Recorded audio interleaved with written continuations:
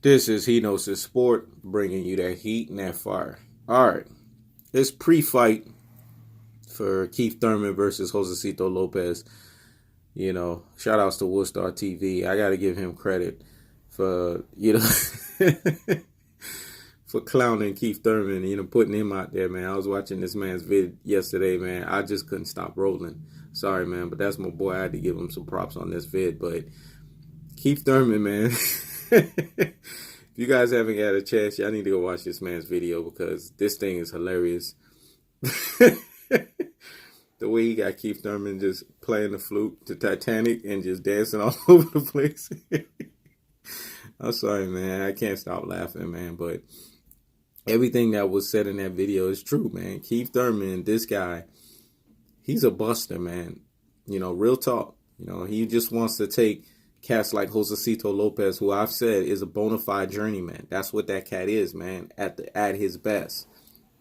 He's just there to be a stay busy fight for the top welterweights. And again, shout outs to Woostar TV because he did admit that. And I saw that too, that Keith Thurman picked out Josesito Lopez from the jump, man. He picked him out way before, he took that additional year off as his opponent because he knew. Remember, if you guys remember in 2018, he was saying that's the get back year. That's the get back year. And that was right before he got injured again. And that's the thing. This man's always remanufacturing or recreating some kind of variation of a damn injury. It's getting annoying. And I said it, and I'll say it again. He needs to fight 3 times this year. There are no 2 ways around it. He fights January 19th. He needs to come back, run that thing back again between June and July, and then come back and run that thing back probably by, the beginning or the end of November. And rightfully so. The fans deserve that. You took 2 years off of boxing, dude.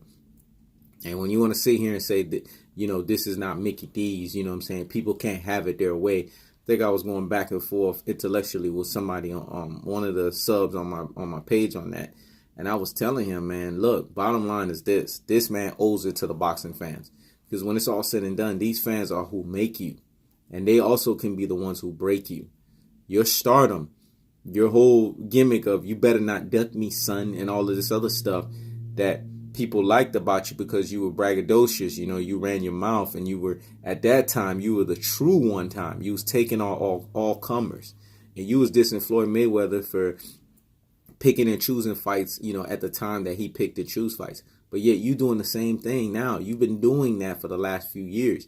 Ever since Errol Spence showed up on the scene. Ever since Floyd Mayweather told you, hey, if you want to fight me, fight Errol Spence. You've been ducking that man since, man. You've been on a straight ducking mission of Errol Spence since 2013. And the thing is, it's just ridiculous. People can see that for what it is. That's why Errol Spence quickly responded to you when you was just sitting there and you was being nonsensical and trying to talk trash about him and Terrence Crawford. And Errol Spence said, look, make sure you have that same energy when you're around me. You know what I'm saying? Make sure you have that same energy when you're around me. How come he said that to him? You know what I'm saying? This is the stuff that I'm trying to say. Why did he say that to him? Make sure you have that same energy when you're around me. The truth of the fact of the matter is he said that because he knows this guy, when he's around him, he doesn't have the same swagger. He doesn't have the same, gumption in his mouth, in his throat when he's talking to him. He doesn't. You know what I'm saying? He sits there and he cowers. You saw it when Errol Spence was right there for that press conference when he did his, first media press conference along with all of the damn champions. You know what I'm saying? For PBC, all those PBC stable fighters. When they were interviewing Keith Thurman and Errol Spence went and held that thing hostage. And he pushed Keith Thurman, made him look like a just straight punk. He straight sunned him, son. And Keith Thurman didn't do nothing. That's the thing. And Sean Porter had to get in the middle of it and say, man, you a bully, man. You a bully. Stop being a bully. Stop bullying. Because they know what time it is. He's the boogeyman of the division. And Keith Thurman doesn't want real competition. He doesn't want that smoke, man. He don't want no free smoke. I don't blame him, man. Errol Spence is a body snatcher. If you guys go and watch the Luis Collazo fight, Keith Thurman took that shot from Collazo, man. Could you imagine if that's Errol Spence's body snatching work and thudding power on top of that and technical punching placement? that's doing that kind of work on Keith Thurman, man, he'll get him out of there, man, in 4 to 5 rounds. He'll be out of there. Yeah, I know people going to vilify me and say, man, you don't know what you're talking about, or yada, yada, yada. Listen, man, it doesn't matter what you guys think. The bottom line is this. Errol Spence is that man at the welterweight division, and Keith Thurman knows that. So he can run his mouth all he wants, but until Keith Thurman gives the boxing fans 3 fights this year, 3 notable fights, meaning he can have his tune-up against Josesito Lopez, but he needs to step up in competition. His second fight needs to be against a moderate to mid-level welterweight, and his third fight needs to be that serious fight leading in to next year. Because by May 2020, he should be fighting Spence by then. Because you got your 3 tune-ups, and you got your 3 fights in. Now you're active. So by the time May 2020 come around, you should be able to fight Errol Spence because you fought 3 fights. You've completely worked the ring rust off. And now we can go ahead and have the mega fight. And if he's working his way towards that, he can start getting respect put back on his name. But if he doesn't, then I'm sorry. He's going to go from one time to AKA duck time. I'm going to say that again. He's going to go from one time to AKA duck time. Because I was one of the cats that liked Keith Thurman because he's a fellow Floridian, man. That's where I'm from. You know what I'm saying? I like to represent cats that's from Florida, the Roy Joneses of the world, the Winky Wrights of the world, and now the Keith Thurmans of the world.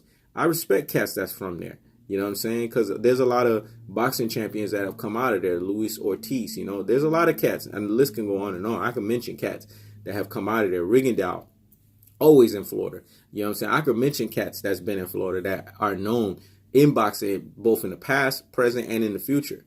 You know what I'm saying? We got some names. Don't get it twisted now.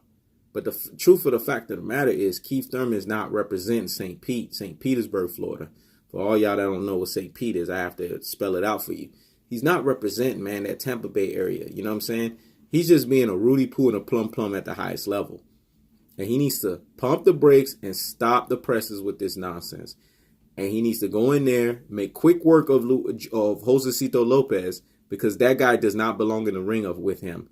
And then work his way towards getting those 2 more fights that the boxing fans want and need from him, because of the fact that he's been on the injured reserve list for 2 years, and then come back, you know what I'm saying, in 2020 of May and have that Spence fight. If you're not working your way towards that, nobody want to hear what you got to say. You know what I'm saying? How dare you, with the gall of you, to disrespect the fans that's been supporting you from the jump. See, this is the problem when cats let things get to their head. You're not Floyd Mayweather, man. Floyd Mayweather paid his dues. This cat fought the fights that boxing fans wanted to see. That's why he has the right to run his mouth and talk the way that he talks. You haven't earned your respect. You haven't paved your way, man. And that's the problem with these youngins nowadays. That's the problem with them. You know what I'm saying? These LeBron James types of people. These, Keith Thurman types of people. They want to sit here and they want to, get all the credit and get all the accolades, and they're not putting in the work, man. I'm sick and tired of that. The Floyd Mayweathers of the world, the Kobe Bryants of the world, the Tom Brady's of the world. These cats put in work. Y'all got to put in work, man. Your catalog, your boxing catalog is not long enough.